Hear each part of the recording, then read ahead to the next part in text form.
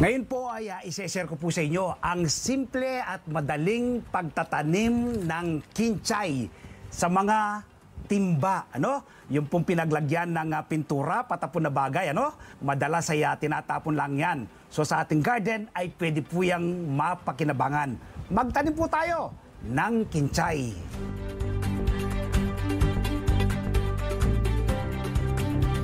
Ang kinchay ay isang uri ng herbs na mayaman sa nutrients, vitamins at minerals.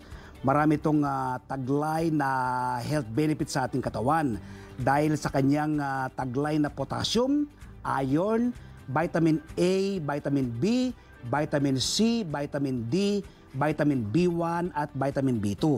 Meron po siyang mataas na antioxidant content na tumutulong para maiwasan ang pagkakaroon ng sakit na cancer. May mataas po siyang fiber at phytochemicals. Dahil kilala bilang diuretic, maaari itong makatulong laban sa kidney stone o sakit sa bato at pagkakaroon ng normal na pag-ihi.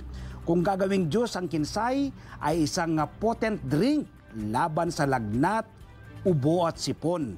Ang bahagyang pait ng lasa ng kinchay gaya ng sa ampalaya ay nagpapalakas po ng ating sikmura at kaya nakakatulong ito sa ating digestion o panunaw.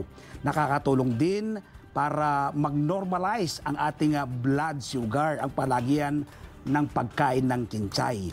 Ilan lang po yan sa napakaraming taglay na health benefits sa ating katawan ng kinchay. So ngayon po ay magtatanim tayo ng kinchay, ano? Sa mga maliit na timba na pinaglagyan po ng pintura, patapon na bagay po yan. So ito po yung ating mga seeds ng kinchay, pinagamitan ko na po yan sa una kong mga tanim. Ito naman po yung lupa, buwagag na lupa at mamasama sana. No? So yan ang ating lupa, pinagamitan ko na rin po yan sa iba kong mga halaman. Ito pong ating mga maliliit na timba ay may butas na po yan sa ilalim. Makita niyo po yung mga butas, yan. Pinagtamnan ko na rin po yan sa iba kong mga halaman. Ayan po yung mga butas sa ilalim. So ito, 5 yung butas. So ngayon, itong lupa ay condition po natin uli. No? Maglagay na tayo ng paunang pataba na vermicast. No? Ang vermicast po ay maganda pong natural at organic na pataba sa ating mga halaman. Maglagay din po tayo ng coco peat. No? Yung coco peat po para mapanatiling buwagag ang lupa, malayang makagala yung mga ugat, makakuha ng nutrients ayon sa kanilang pangangailangan. So ngayon po, i-mix natin mabuti ito. Ang ating vermicast, yung lupa, at ang coco peat. Yan. Tapos maglagay na tayo dito sa ating mga maliliit na timba. Huwag nyo pong pakapuno muna, hanggang liig lang po ng lupa ang yung ilalagay. At habang lumalaki yung mga halaman, ay magdadagdag na lang po kayo ng vermicast para yung bulas ng ating mga tanim na halaman mula sa kanyang maliit siya hanggang sa kanyang paglaki ay mananatili pong mataba at maganda ang ating mga tanim na halaman. Ayun, nagkukuha tayo ng seeds. Makikita nyo po, nakaseed sa uli. No? Ang purpose po na kapag taas yung ginamit yung seeds na yung pinagamitan na hindi nyo naubos, ay isild nyo po uli para mataas pa rin po yung germination rate kapag ginamit po ninyo. Maglagay po tayo ng ilang seeds sa ating kamay. Ang kinchay po, pwede nyo pong ipunla po nyo muna o kaya naman po pwede nyo direct planting. So ito po, dahil nasa urban area lang tayo, kumuha lang tayo ng ilang peraso ng seeds at ibubudbud po natin dito sa ating maliit na timba. Ayan. So bandang gitna po natin ilagay. Tapos takpan po ninyo uli ng panibagong lupa. Ayan. So takpan natin ng panibagong uli ng lupa. Itong ating bagong tanim na kinchay, direct planting po yung pamamaraan na ginawa natin. Pagkatanim ay bahagya po silang diligan. I-whisk lang po ng ganito. Yung sprayer na ganito. Dahil mamasama-sana kasi yung lupa natin pong pinagtamnan. Ayan. Ang kinchay naman po ay within 5 days to 1 week ay tutubo na yan. Sprout na po yan. After 1 week, so yan po sprout na. Ating ibinudbod na buto ng kinchay dito po sa maliit na timba na pinaglagyan ng pintura. After 2 months, so yan na po, no? Ready to harvest na yung ating kinchay na nakatanim po sa maliit na timba na pinaglagyan ng pintura. Kung kayo po yung urban gardener lang, so magtanim lang po kayo na kahit 2 ganyan na paso, no? Ay hindi ka na po mawawala ng supply hanggat buhay po yan, ay pwede ka pong kumuha ng iyong tanim na kinchay kapag iyong kailangan. Hindi ka na po bibili sa merkado, kukunin na lang po ninyo sa inyong garden. Sa pag-harvest naman po, tingnan nyo po itong mga niya pong to, yan, kukunin nyo lang pong ganyan. Yan, hugutin nyo lang po siya. Yan po, no? Yan. So, dito lang po sa bandang ilalim na bahagi lang niya, no? Tapos magkakaroon pa ng panibagong usbong yan. Usbong po siya ng usbong. Yan, so ito naman, sa kabilang side. Yan. Ito, so yung kinuha ko lang po yung mga nakalaylay na kanyang mga daon. Ayan. Dami na tayong nakuha, oh. Ayan, oh. Dito pa yung ating kukunin. Mga nakalaylay, yun. Ayun. Ayan. Ang bango. So, ito lang po, enough na sa isang lutuan ito. Ano ba, kawan pa natin yung isa pang yun. So, ito, nakalaylay pa rin siya. Ito. Ayan. Ayan. Lalaputin nyo lang po, augutin nyo lang po siya, no? Ito naman. Ayan. Nakarami na tayo.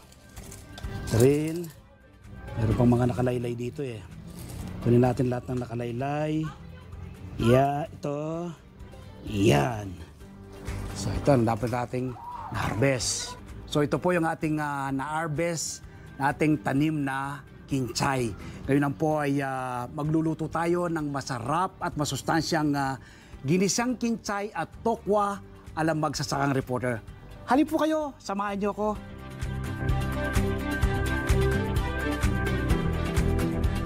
Ito po ang kumpletong sangkap ng ating lulutuing masarap at masustansyang ginisang kinchay at tokwa alam magsaka reporter. Yung ating bida, bagong harvest na kinchay. Tapos yung tokwa ay iniwan ng maliliit at pinrito ko na.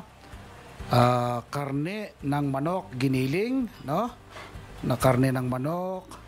Tapos mantika, bawang, sibuyas, ito'y pamintang durog, tapos asin, toyo, kamatis, harina at tubig.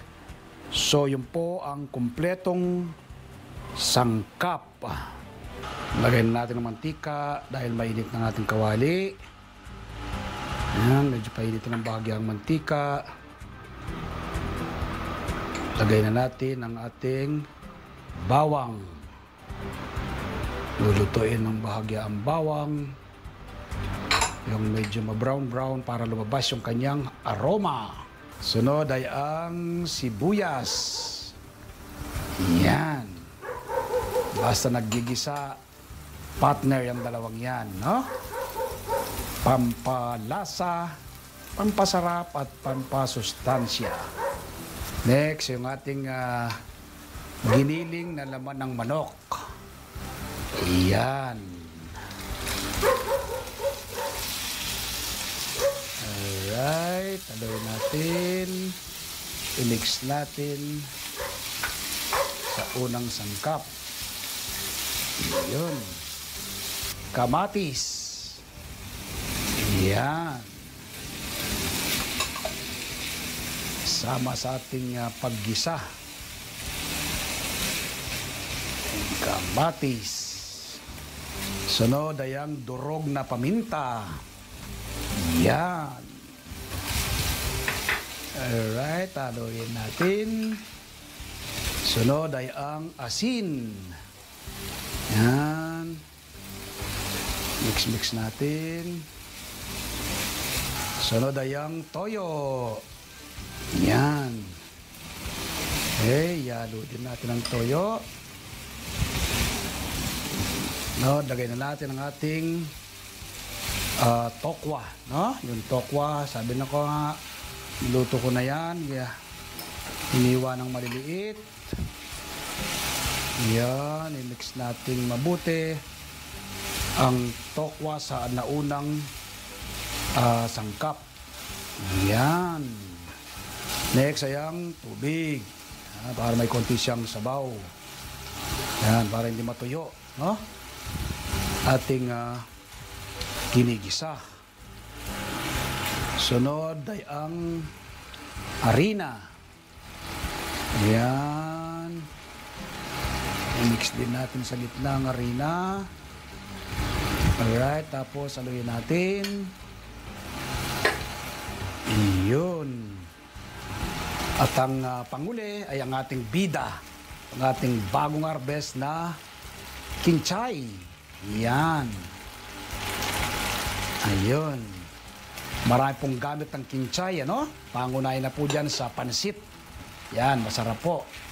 Dahil pampalasa, pampasarap at pampasustansya. At dito rin, itong ating nilulutong ito, napakasarap po yan. Ha? Lalo pat bagong harvest. Ayan, alay natin mabuti. Ang bango. Pupunta yung usok sa akin. Ang bango. Naamoy ko. So ito na yung ating bagong lutong. Ginisang kinchay at tokwa. Alam magsasakang reporter. So ngayon ay titikman ko na, no? Itong ating bagong lutong masarap at masustansyang ginisang kinchay at tokwa. Alam magsasakang reporter kung gaano to kasarap, no? Natin kung gaano to kasarap. Kuha tayo ng kaunti. Yan. May kasang kinchay po, no? Tokwa.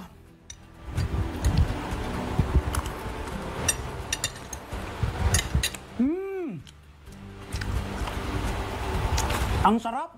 Oh. Manamis-namis ang lasa ng kinchay dahil bagong harvest. Nawa po ay nakapag-share na naman ako ng panibagong kaalaman at impormasyon ngayong araw na ito. Una po, yung simple at madaling pagtatanim ng kinchay, no? Sa mga timba po ng pintura, no? Yung maliit na timba na dapat ay patapon na bagay, pwede pong mapakinabangan. At ang pagluluto po ng masarap at masustansyang ginisang kinchay with tokwa, alam magsasakang reporter. Ako po'y napakarami na lang tanim ng iba't ibang uri ng gulay at prutas. Pero patuloy pa po kung nagtatanim. Ako po kasi naniniwala ng pagkakaroon ng seguridad sa pagkain, dapat magsimula sa ating mga tahanan. Food security starts at home. Milyon-milyon ngayon ang nagugutom. Maraming kabataan ang dumaranas ng malnutrisyon. Ito po ang aking nakikitang solusyon. Ang pagtatanim ng ating sariling pagkain. Nawa po mula ngayong araw na mapanood ko, magtanim na rin po kayo ng inyong sariling pagkain. Happy farming po! God bless!